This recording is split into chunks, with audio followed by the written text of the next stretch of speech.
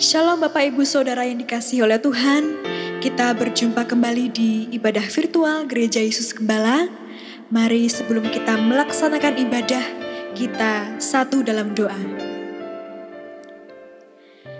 Terima kasih ya Tuhan atas kasih setiamu dalam setiap hidup kami. Tiba saatnya kami mau datang ke hadirat-Mu yang kudus. Biarlah Engkau Tuhan yang membasuh, menjamah setiap daripada kami, agar layak menghadap tahta-Mu yang kudus Tuhan. Kiranya Engkau yang memberkati jalannya ibadah ini dari awal hingga akhir. Kami serahkan semuanya ke dalam tangan kasih Tuhan Yesus Kristus. Kami sudah berdoa dan mengucap syukur. Haleluya. Amin.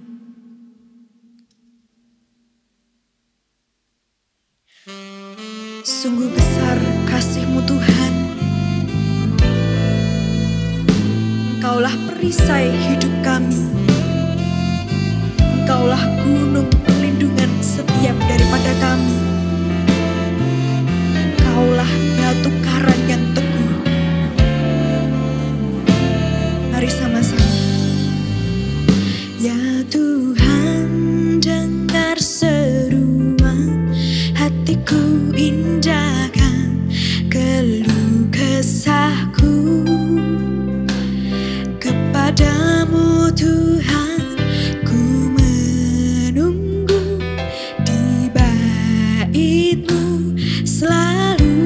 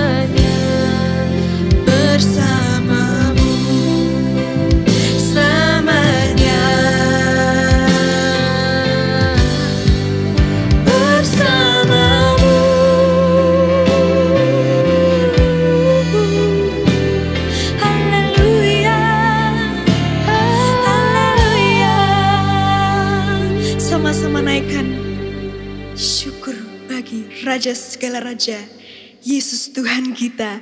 Haleluya, haleluya.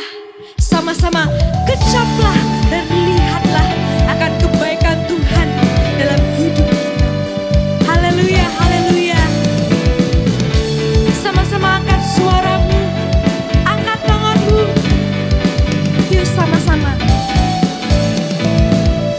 Kecaplah dan lihatlah betapa baiknya Tuhan itu. Rasakan dan nikmati kasih setia Tuhan.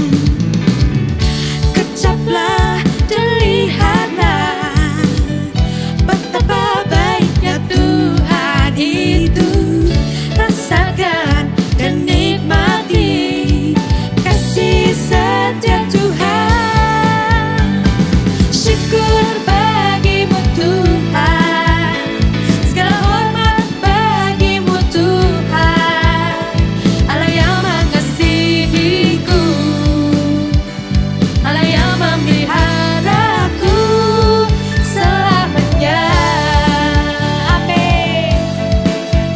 Haleluya. Na na na na na.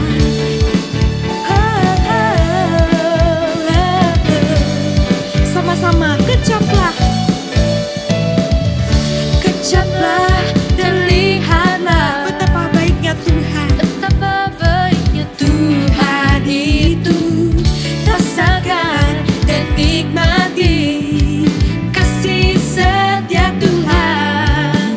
Kecaplah dan lihatlah betapa baiknya Tuhan itu. Rasakan dan nikmati kasih setia Tuhan. Syukur bagimu Tuhan, segala hormat bagimu Tuhan. Allah yang mengasihiku, Allah yang memeliharaku, Allah yang memeliharaku. Syukur bagimu Tuhan, segala hormat bagimu Tuhan. Allah yang mengasihiku, Allah yang memeliharaku. Syukur bagimu Tuhan, segala hormat bagimu Tuhan. Allah yang mengasihiku, Allah yang memeliharaku. Syukur bagimu Tuhan, segala hormat bagimu Tuhan. Allah yang mengasihiku, Allah yang memeliharaku. Allah yang mengasihiku, Allah yang memeliharaku selamanya. Na na na na na na na. Haleluya, haleluya. Terpujilah namamu Tuhan, Raja segala raja. Haleluya, amin. Haleluya. Mari siapkan hatimu. Kita masuk lebih dalam lagi ke hadirat Tuhan. Bawa sembah syukur hanya bagi nama Dia. Haleluya, haleluya.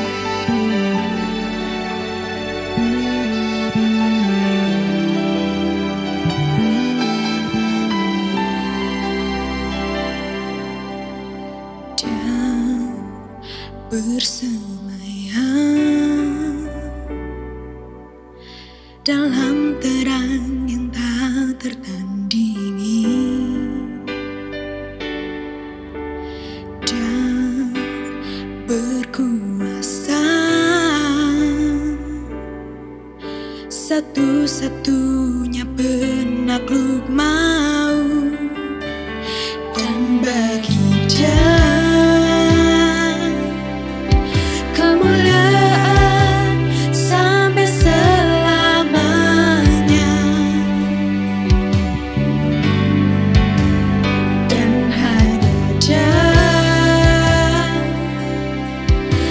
Raja di atas segala raja. Segala puji sembah ku naikkan bagi Dia, hormat serta syukur kuasanya kekal. Ku angkat tanganku memuji namanya. Haleluya, haleluya.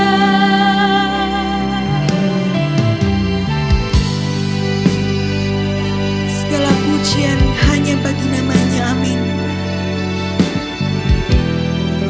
Dialah Raja segala raja.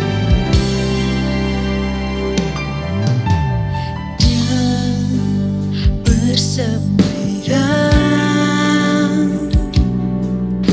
dalam terang yang tak tertandingi.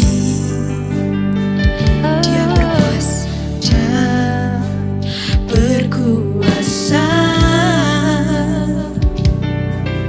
satu-satunya penakluk maut.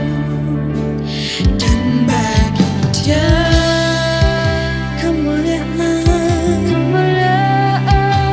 sampai selamanya. Dan hanya Dia, Raja di atas segala raja.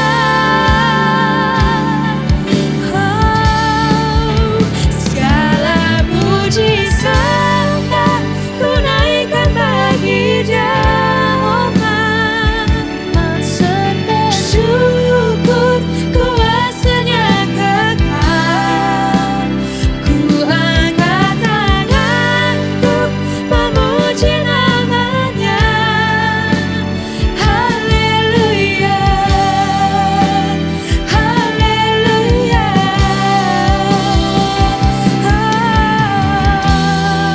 Worship you, my Lord.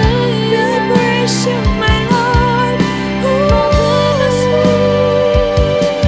Segala puji bagi Dia. Haleluya.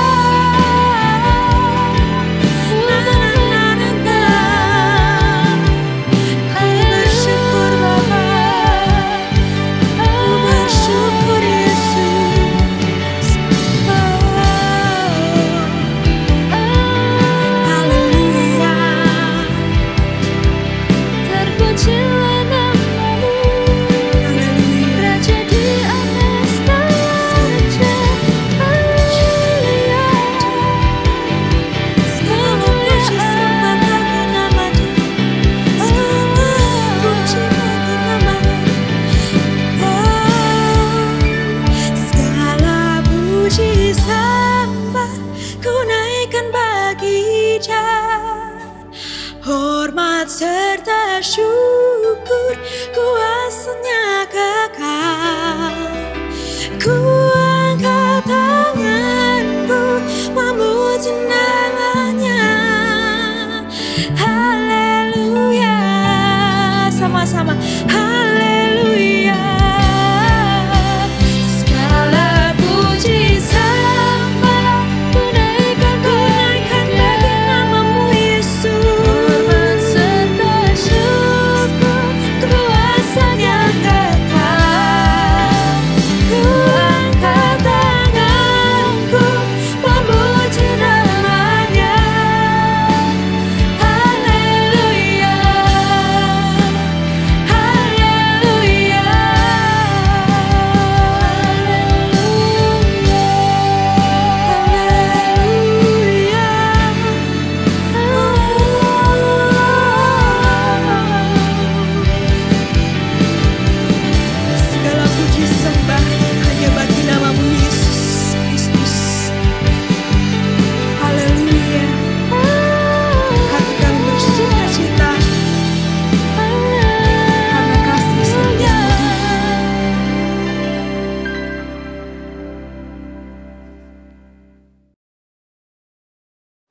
Shalom Bapak Ibu Saudara sekalian, selamat datang di ibadah virtual Gereja Yesus Gembala.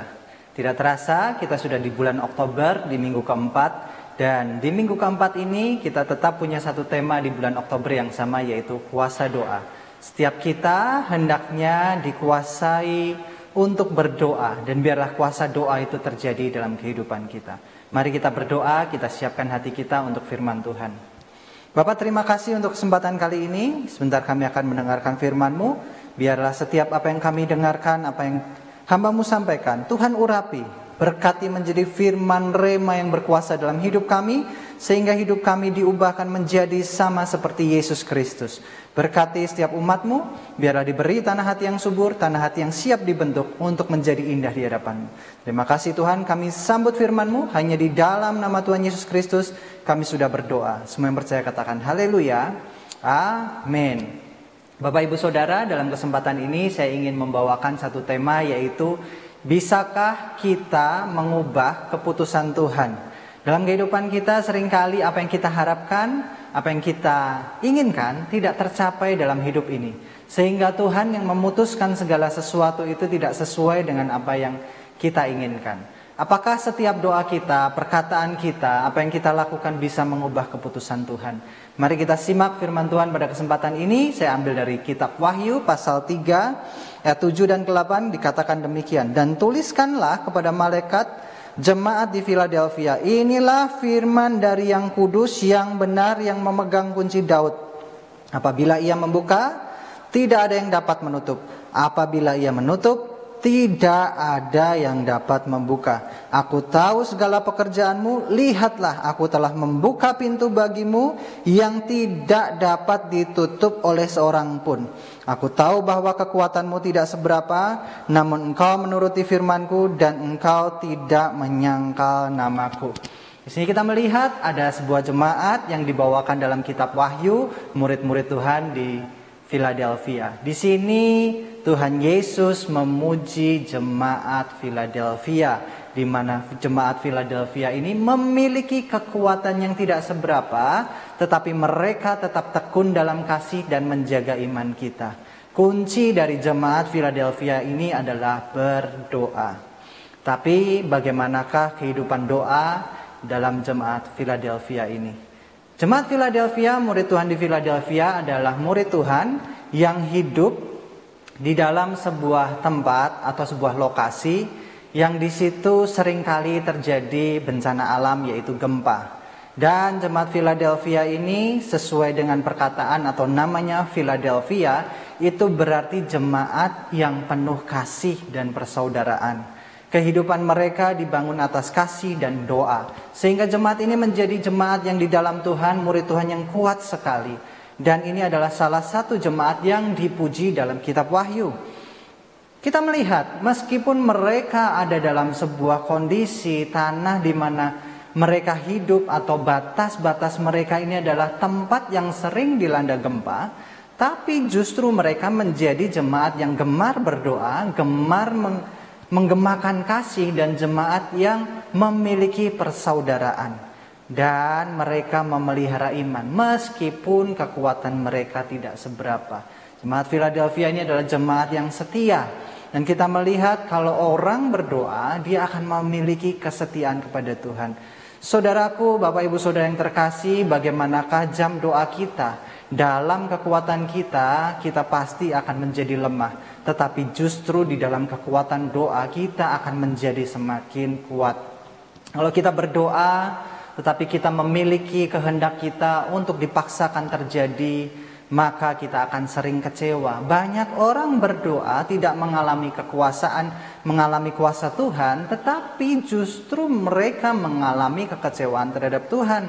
Karena mereka ingin menguasai apa yang Tuhan lakukan dalam hidup kita. Bukan Tuhan yang menguasai hidup kita, melainkan kita memaksakan kehendak supaya Tuhan mengerti bagaimana caranya menyelesaikan masalah kita.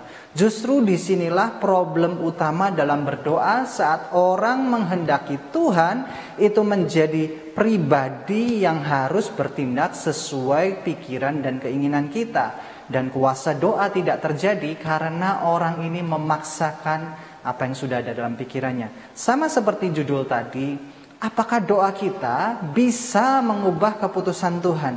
Dan apakah keputusan Tuhan itu menjadi keputusan yang terbaik? Dan bagaimanakah kalau keputusan Tuhan ini bisa diubah-ubah? Saya akan bahas hal yang kedua, yaitu mengenai kuasa Tuhan. Wahyu pasal 3 ayat 7 dikatakan, dan tuliskanlah kepada malaikat jemaat di Philadelphia, inilah firman dari yang kudus, yang benar dan yang memegang kunci Daud. Apabila ia membuka, tidak ada yang dapat menutupnya, dan apabila ia menutup, tidak ada yang dapat membukanya. Kuasa Tuhan itu seberapa besar sih? Kuasa Tuhan itu seberapa dahsyat sih? Dan mampukah kuasa Tuhan itu kita rubah keputusannya? Kalau kita melihat di sini mengenai kunci Daud itu dituliskan di dalam kitab Yesaya pasal 22 ayat 20 dan 22, di mana kunci Daud itu merupakan kunci di zaman Hizkia, sehingga sananya tahtanya Hizkia itu untuk masuk ke dalam tahtanya ada sebuah kunci untuk membuka ruangan itu dan diserahkan kepada Elyakim. Dan disitulah yang namanya kunci Daud itu adalah kunci untuk menghadap kepada raja. Kunci Daud ini kalau dalam Wahyu itu dibawa oleh Yesus, dikatakan bahwa kalau aku sudah menutupnya, tidak ada yang bisa membukanya. Dan kalau aku membukanya, tidak ada yang bisa menutupnya. Di sini saudaraku dalam Tuhan, kita melihat keputusan Tuhan itu bulat. Keputusan Tuhan itu tidak bisa dibatalkan. Keputusan Tuhan tidak bisa diganggu dan bisa dirubah. Tuhan memutuskan dengan tepat. Dan dikatakan firman yang kudus, firman yang benar. Di sini kita melihat kekudusan Tuhan itulah yang menyebabkan semua keputusan-keputusannya adalah tepat. Firman yang benar artinya di dalam memutuskan tidak ada sesuatu di luar yang bisa mengubah keputusan Tuhan. Kita melihat saudaraku, kekudusan ini adalah sebuah hal di mana Tuhan tidak pernah salah. Dan kebenaran ini adalah di mana Tuhan akan memutuskan dengan tepat. Kadang-kala kita berpikir, Pak, Tuhan memutuskan yang benar dan tepat. Dan itu tidak pernah salah. Kenapa kok saya mengalami beberapa penderitaan? Mengapa saya kok mengalami beberapa kekecewaan? Pak, kenapa saya bisa mengalami keterpurukan? Bapak, Ibu, Saudara yang terkasih dalam Tuhan, dalam kehidupan kita diciptakan untuk menjadi orang-orang yang setia di dalam Tuhan. Kesetiaan itu diuji. Kalau kita ada dalam sebuah ujian, ketekunan, dan kita harus berusaha untuk mengandalkan Tuhan, bukankah itu sesuatu yang Tuhan kita inginkan? Kalau semua dalam kehidupan kita menjadi mudah, apa artinya sebuah perjuangan dalam hidup ini? Kita harus belajar mengerti bagaimana Tuhan itu bekerja.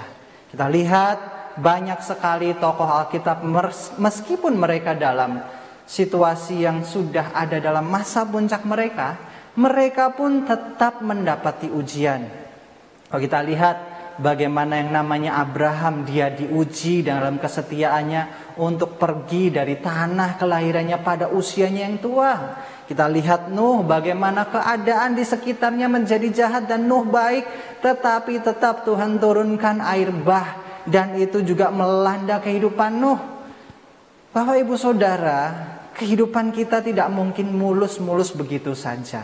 Kita sering berdoa untuk mengubah keputusan Tuhan, sehingga kita ini berdoa menurut keinginan kita, bukan berdoa di dalam Tuhan untuk mengetahui rencananya. Sehingga saat kita berdoa, kita sudah punya pikiran, kita sudah punya bagaimana jalan keluar, kita sudah punya gambaran mengenai rancangan yang terbaik dalam pikiran kita.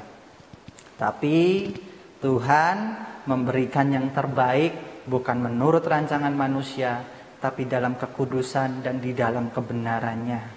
Tidak ada satu orang pun di dunia ini kudus, maka orang itu akan sering kali salah. Tidak ada satu orang pun benar di dunia ini, maka orang sering juga mengalami hal-hal yang mungkin tidak tepat. Kalau Tuhan adalah kudus, artinya Dia tidak pernah salah dan tidak mungkin salah dan tidak didapati kesalahan. Maka semua yang Dia putuskan adalah benar. dan kemudian kebenaran Tuhan itu membawa kepada pengetahuan yang lebih daripada kita, sehingga Tuhan akan memberikan jawaban-jawaban dari setiap masalah kita lebih tepat daripada apa yang kita pikirkan. Beberapa dari kita mungkin kecewa, kita mungkin protes sama Tuhan, Pak, gak enak Pak jawaban keputusan Tuhan. Tapi justru itulah yang harus kita terima, yang harus kita jalani. Banyak orang mengalami situasi yang mungkin saya nggak mengerti, tapi Tuhan Yesus pernah mengalami itu semua. Tuhan pernah mengalami dikhianati, Tuhan pernah mengalami ditolak, Tuhan pernah mengalami disiksa. Semua dia pernah dijalani. Tapi saya belum mengalami semuanya. Oleh karena itu berdoalah supaya orang-orang mendapatkan kekuatan Tuhan. Jangan hanya minta doa dari para pemimpin rohani, tetapi usahakanlah kita ini berdoa langsung kepada Tuhan, membangun komunikasi, membangun relasi yang dekat, sehingga apa yang Tuhan mau itu bisa kita tangkap dengan benar. Bapak Ibu Saudara yang terkasih dalam Tuhan, mari kita belajar mengenai keputusan Tuhan yang mutlak. Mutlak ini artinya kalau sudah diputuskan, sudah disampaikan, tidak mungkin dirubah. Tuhan mengatur semua titik dalam kehidupan kita, tidak akan pernah salah. Dia mengatur segala bintang, dia mengatur matahari dan bulan, meletakkannya dengan tepat. Apalagi kehidupan kita, dia mengatur sampai detil kehidupan kita semua. Sehingga kita harusnya makin berserah, kita makin percaya bahwa kalau Tuhan yang mengatur, itu adalah jalan yang terbaik. Keputusan mutlak ini adalah seperti ini. Ester pasal 3 ayat 16 dikatakan demikian. Pergilah, kumpulkanlah semua orang Yahudi yang terdapat di Susan dan berpuasalah untuk aku. Janganlah makan dan janganlah minum 3 hari lamanya. Baik waktu malam, baik waktu siang, aku serta dayang-dayangku pun akan berpuasa. Demikian dan kemudian aku akan masuk menghadap raja, sungguh pun berlawanan dengan undang-undang. Kalau terpaksa aku mati, biarlah aku mati. Di sini Ester ingin menghadap kepada suaminya, yaitu Raja Ahasiweros. Raja memiliki keputusan yang mutlak dan tidak bisa diganggu-gugat, meskipun itu oleh ratunya. Pada waktu Ratu Ester ingin menghadap Raja Ahasiweros, dia mengajak Mordekai, seluruh orang Yahudi dan juga dayang-dayang Ester ini untuk berdoa dan berpuasa. Dan saat dia berdoa berpuasa selama 3 hari, dan setelah itu barulah Ratu Ester memiliki yang namanya keberanian, kekuatan, kuasa yang dari Tuhan. Dan dia pun tetap menyerahkan keputusannya kepada Tuhan. Kita lihat bagaimana Ester berkata, kalau aku harus mati, biarlah aku mati. Di sini kita melihat bagaimana sebuah doa dari Ratu Ester yang menyelamatkan seluruh orang Yahudi. Kalau hal ini tidak terjadi, maka yang namanya orang Yahudi akan punah. Karena pada waktu itu Haman ingin memusnahkan orang Yahudi dari kerajaan Ahasiweros. Kita melihat Bapak Ibu Saudara, kekuatan doa kita bagaimanakah cara membangunnya? Apakah kita ini memaksakan kehendak kita, memaksakan keinginan kita, memaksakan apa yang kita pikirkan kepada Tuhan? Ataukah kita ini justru menyerahkan keputusan apa yang terjadi saat kita melakukan seluruh tindakan dengan baik, tetapi keputusannya ada di tangan Tuhan? Apa yang terjadi pada Ester setelah dia berdoa dan berpuasa? Ester pasal 4 ayat kedua dikatakan demikian. Ketika raja melihat Ester sang ratu berdiri di pelataran, berkenanlah raja kepadanya, sehingga raja mengulurkan tongkat emas di tangannya ke arah Ester. Lalu mendekatlah Ester dan menyentuh ujung tongkat itu. Tanda perkenanan Ratu Ester adalah di dalam keputusan raja yang mutlak. Ini baru raja dunia, sedangkan yang kita sembah adalah raja di atas segala raja, Tuhan di atas segala Tuhan, Allah yang tidak tergoyahkan dan tidak tergoncangkan. Bagaimana kalau doa kita bisa mengubah keputusan Tuhan? Bukankah itu akan menjadi sebuah hal yang akan menakutkan bagi kita? Tuhan tidak tahu bagaimana memutuskan, tergantung apa yang kita doakan. Artinya kita memiliki kedudukan yang lebih tinggi daripada Tuhan. Kalau kita memiliki kedudukan yang lebih tinggi daripada Tuhan, betapa bahayanya masa depan kita. Dan betapa kita akan memiliki sebuah negasi atau penolakan terhadap firman yang tidak tergoyahkan. Kalau firman tidak tergoyahkan, artinya dia punya keputusan yang tepat, dan keputusan yang terbaik bagi hidup kita. Disinilah kita belajar. Saat kita berdoa, justru harusnya kita membuat sebuah pernyataan yang berserah kepada Tuhan. Tunduk kepada keputusan Tuhan. Menjalani semuanya dengan sukacita.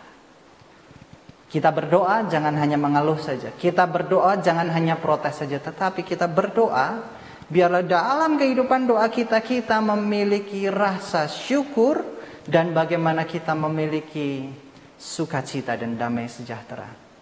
Bapak ibu saudara yang terkasih dalam Tuhan, bagaimanakah doa kita kepada Tuhan? Apakah dalam kehidupan doa kita protes, Tuhan kenapa sih terjadi ini?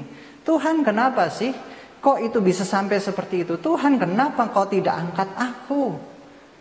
Kalau doa kita isinya protes sama Tuhan, berarti kita menempatkan posisi raja itu justru kita, dan Tuhan itu sebagai hamba kita. Berbeda dengan apa yang Alkitab katakan, kita adalah hamba-hamba Tuhan. Hamba itu taat sama perintah atasan. Saat atasan bilang A, dia harus menjalankan A. Tapi kalau atasan bilang A dan bawahan menjalankan B, berarti dia melanggar perintah atasan. Kita belajar sekarang. Jangan pernah berpikir untuk mengubah keputusan yang sudah terjadi. Saat semua sudah terjadi dan kita nggak bisa ubah, yang terjadi adalah penyesalan dalam kehidupan kita. Jangan menyesali kehidupan kita, tetapi bergeraklah. Setiap apa yang Tuhan sudah tentukan, apa yang sudah Tuhan rancangkan dalam hidup kita, itu yang terbaik bagi kita. Saya tutup dengan Matius pasal 6 ayat yang ke-10 dikatakan, datanglah kerajaanmu, jadilah kehendakmu di bumi seperti di surga. Inilah bagaimana Yesus mengajarkan doa. Ingin kehidupan kita sukacita, bahagia, mengalami kuasa Tuhan? Jadilah kehendakmu atasku, dan di bumi ini akan seperti di surga. Saat kita mempercayai bahwa Tuhanlah yang mengatur segala sesuatu, memberikan yang terbaik bagi kita, maka kita akan mengalami surga dalam kehidupan kita. Itulah kunci dari bisakah kita mengubah keputusan Tuhan, adalah kita tidak bisa mengubah keputusan Tuhan. Tetapi biarlah kita menuruti dan kita mengalami kuasa dari doa saat kita tunduk dalam keputusan-keputusan Tuhan. Sebagai kesimpulan, Bapak Ibu Saudara sekalian, biarlah kita ini percaya bahwa Tuhan memberi yang terbaik, dan setiap kehidupan kita jangan putus asa dalam berdoa. Mari kita tetap berdoa, kita tetap menerima segala keadaan, dan kita tetap berbuat yang baik dan terbaik sama seperti untuk Tuhan. Jangan sampai kita patah semangat, jangan sampai kita ini menjadi orang yang lelah, tetapi alamilah kuasa Tuhan dalam kehidupan sehari-hari kita melalui kita berdoa. Saat kita berdoa dan berkata, Tuhan kehendak-Mu lah yang jadi, maka kita akan mengalami kuasa yang sesungguhnya. Mari kita tutup ibadah kita pada kesempatan kali ini dan kita berdoa. Bapa, terima kasih untuk kesempatan kali ini. Kami percaya bahwa kuasa-Mu terjadi atas kami. Tidak pernah Engkau salah, tidak pernah Engkau melupakan kami. Kami tahu bahwa setiap detil kehidupan kami, baik dalam masa sukacita kami, masa sedih kami, masa keterpurukan kami, bahkan saat kami jatuh, Engkau hadir di situ. Oleh karena itu Tuhan, kami serahkan kehidupan kami di dalam tangan-Mu. Biarlah Tuhan yang menguatkan kami, menjaga kami. Terima kasih Tuhan, hamba-Mu selesai berbicara, tapi biarlah Roh Kudus-Mu yang meremakan firman ini untuk kami tetap kuat, kami tetap menerima apa yang menjadi keputusan-Mu.